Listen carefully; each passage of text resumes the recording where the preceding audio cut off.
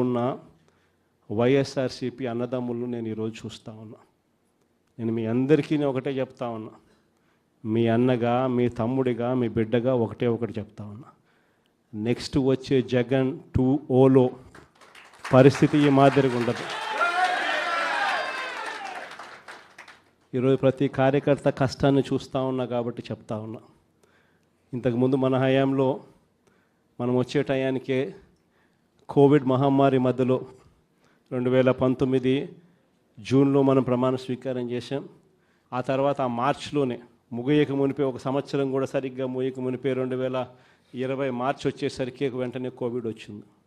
ఆ తర్వాత 2 సంవత్సరాలు కోవిడ్తో మనం యుద్ధం చేయాల్సిన పరిస్థితుల మధ్య మన పాలన సాగింది. బహుశా కార్యకర్తలకు అనుకున్న మేరకు బహుశా నేను చేయలేకపోయి ఉండొచ్చు. కానీ ఇవాళ ఒకటే చెప్తా ఉన్నా, ఈరోజు ఈ కష్టాన్ని చూసిన వ్యక్తిగా చెప్తా ఉన్నా, రేపొద్దున ఇలా ఉండదు. రేపొద్దున జరిగే ప్రతి విషయంలోనూ వైఎస్ఆర్సీపీకి కార్యకర్తే నెంబర్ 1గా ఉంటాడని మాత్రం ఖచ్చితంగా చెప్తా ఉన్నా. ప్రతి కార్యకర్తకు నేను ఒకటే చెప్తా ఉన్నా, ఎవడెవడైతే మీకు అన్యాయం చేశాడో పర్వాలా, అన్యాయం చేయండి, చేయించుకుంటాం, టైం మీది, కానియండి, కొట్టండి అని చెప్పండి. ఆడు ఎవడు ఏం చేస్తా ఉన్నాడో పేరు రాసుకోండి. రెడ్ బుక్ అని నేను చెప్పను, కానీ పేరైతే రాసుకోండి. మీరు ఏ బుక్లో రాసుకున్నా పర్వాలా, పేరైతే మీరు రాసుకోండి. దాని తర్వాత మాత్రం అన్యాయం చేసినోనికి సినిమా మాత్రం మనం చూపిస్తామని చెప్తాను. ఆ మనిషి రిటైర్డ్ అయి ఉన్నా కూడా లాక్కొని వస్తా, ఆ మనిషి దేశం విడిచిపెట్టిపోయినా లాక్కొని వస్తా. ఎవరిని వదిలిపెట్టేది ఉండదు. ఒక్కొక్కడికి మాత్రం సినిమా మాత్రం ఎలా చూపించానో అలా చూపిస్తామని మాత్రం చెప్తాను. ఖచ్చితంగా వీళ్ళు ఏదైతే నాటుతున్నారో, ఏదైతే ఇత్తుతున్నారో, ఇది రెండింతలు వీళ్ళకి పండే కార్యక్రమం కూడా జరుగుతుందని మాత్రం ప్రతి కార్యకర్తకు గట్టిగా చెప్పండి. ఎందుకనంటే ఈరోజు రాష్ట్ర వ్యాప్తంగా ఇదే జరుగుతూ ఉంది. ఒక్కొక్కని కథ వింటూ ఉంటే నిజంగా మనసుకు బాధ కలుగుతుంది. ఆ బాధ ఎలాంటి బాధ అంటే చెప్పలేం. అసలు మంగళగిరిలో ఒక పాపను, కృష్ణవేణి మంగళగిరి పాప, సోషల్ మీడియా పాప తీసుకొని పోయి, ఆడపాపను కూడా, ఆడకూతురు అని కూడా చూడుకోకుండా తీసుకొని పోయి హైదరాబాద్ నుంచి ఎత్తుకొని వచ్చి స్టేషన్లలో పెడతా ఉన్నారు. ఇంకొక పాప సుధారాణి, ఆ పాపను నెలలు ఈ స్టేషన్ నుంచి శ్రీకాకుళం నుంచి తిప్పినారు. శ్రీకాకుళం నుంచి కింద దాకా అన్ని స్టేషన్లు తిప్పుకుంటూ నెల రోజుల పాటు బెయిల్ రాకోకుండా తిప్పినారు. ఆడవాళ్ళను, ఆడకూతుర్లను కూడా చూడుకోకుండా, కేవలం వీళ్ళకి వ్యతిరేకంగా పోస్ట్ పెట్టిందని.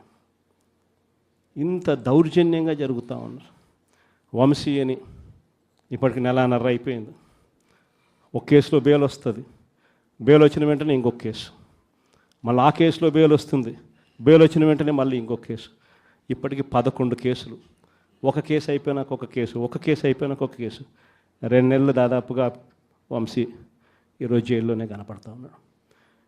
ఇంకొక దళితుడు, ఎక్స్-ఎంపీ నందిగామ సురేష్, పాపం 1.5 రోజులు పాపం జైల్లో పెట్టారు. బెయిల్ రాకుండా అడ్డుకుంటూ జైల్లో పెట్టారు. మళ్ళా చివరకు కోర్టుల ద్వారా ఎంతో కష్టపడితే బెయిల్ వచ్చింది. వచ్చిన తర్వాత మళ్ళా 3 నెలలు 4 నెలలు తిరగక మునిపి మళ్ళీ ఈరోజు నిన్న మళ్ళా కేసు. వాళ్ళ ఇంటి దగ్గరికి ఒక వ్యక్తి వచ్చి దళితుడని కూడా చూడుకోకుండా ఆ మనిషిని ఈయనే తిడతాడు.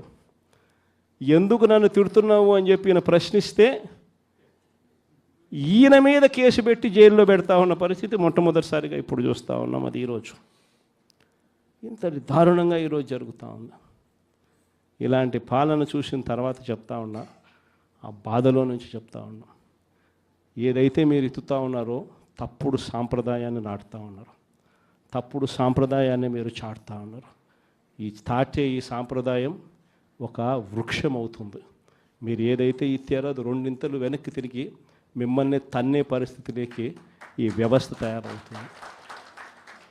ఇలాంటి పరిస్థితుల మధ్య ఈరోజు మనం అంతా కూడా ఏకమై ఒకటి చెప్తా ఉన్నాం, రాబోయే రోజుల్లో గట్టిగా పోరాటం చేద్దాం. సంవత్సరం అయిపోయింది కన్ను మూసుకొని కన్ను తెరిచేసరికి.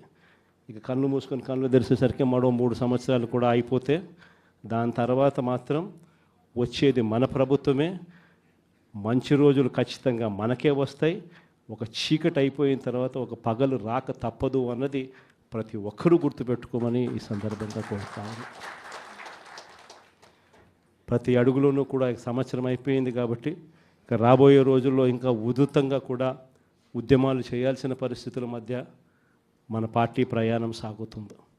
ఈ లోపల మనం గ్రామ స్థాయి దాకా కూడా మనం వెళ్ళిపోయి గ్రామ కమిటీస్ ఫామ్ చేసుకోవడం దగ్గర నుంచి మొదలెట్టి బూత్ కమిటీస్ ఫామ్ చేయడం దగ్గర వరకు కూడా పూర్తిగా మనం చేసుకోవాల్సిన కార్యక్రమాలు ఏర్పాట్లు అన్నీ కూడా వ్యవస్థీకరణగా మనం చేసుకునే కార్యక్రమం మనం చేసుకుందాం. దాని తర్వాత ఉద్యమ బాట పట్టాల్సిన సమయంలో ఖచ్చితంగా ఉద్యమ బాట పడుతూ ఈ ప్రభుత్వం చేస్తూ ఉన్న తప్పులను ఎండగడుతూ ప్రభుత్వం చేస్తూ ఉన్న తప్పుడు పనులను ప్రజలకు ఎత్తి చూపుతూ మీ పాత్ర మీరు పోషించాల్సిన సమయం కూడా వచ్చింది అని చెప్పడానికి ఈ సమావేశాలన్నీ కూడా ఏర్పాటు చేసి మీ అందరి సహాయ సహకారాలు కూడా తీసుకునే కార్యక్రమం కూడా చేస్తూ ఉన్నాం. పార్వతీపురం కౌన్సిలర్లకు, కోనసీమ జిల్లా రామచంద్రాపురం నుంచి వచ్చిన కౌన్సిలర్లకు, సత్యసాయి జిల్లా రామగిరి మండలం నుంచి వచ్చిన ఎంపీటీసీలకు, అదేవిధంగా పాలకొల్లు నియోజకవర్గం యలమంచి మండలం నుంచి వచ్చిన ఎంపీటీసీలందరికీ కూడా మీ అందరితో కూడా ఈరోజు సమావేశం కావడం చాలా ఆనందంగా ఉందని చెప్పడానికి సంతోషపడతా ఉన్నా. ఎటువంటి పరిస్థితుల మధ్య ఈరోజు మన రాష్ట్రంలో మనందరం ఈరోజు ప్రయాణం చేస్తూ ఉన్నాము అన్న సంగతి నాకన్నా బెటర్గా కూడా మీకే బాగా తెలుసు. ఎందుకనంటే ఈరోజు ఒక రాక్షస యుగంలో ఉన్నాం. నేను మొన్న ఎవరో నా దగ్గరికి వస్తూ ఉన్నప్పుడు కూడా నేను ఏదో అంటూ ఉంటే, కలియుగంలో రాజకీయాలు చేయాలి అని అంటే ఈ యుగం చంద్రబాబు యుగంలో రాజకీయాలు చేయాలి అని అంటే ఈ రాజకీయాలు చేసేటప్పుడు కేసులు వేస్తారు అన్న భయం లేనప్పుడే రాజకీయాలు చేయగలుగుతాం. జైళ్ళకు పంపినా కానీ పర్వాలేదు చంద్రబాబు నిన్ను ఎదుర్కొంటామనే ధైర్యం ఉంటేనే రాజకీయాలు చేయగలుగుతాం. అలా ఉండగలిగిన తెగువ ఎవరికైనా ఉంటేనే రాజకీయాల్లో ఉండగలగాలి, చేయగలగాలి అనేది మాత్రమే ఈ కలియుగంలో మనం నేర్చుకుంటా ఉన్న పాఠం అని చెప్పి చెప్తా ఉంటాం. ఈరోజు నిజంగానే రాజకీయాలు అలానే తయారయ్యాయి. చంద్రబాబు నాయుడు ఈరోజు చేస్తూ ఉన్న రాజకీయంలో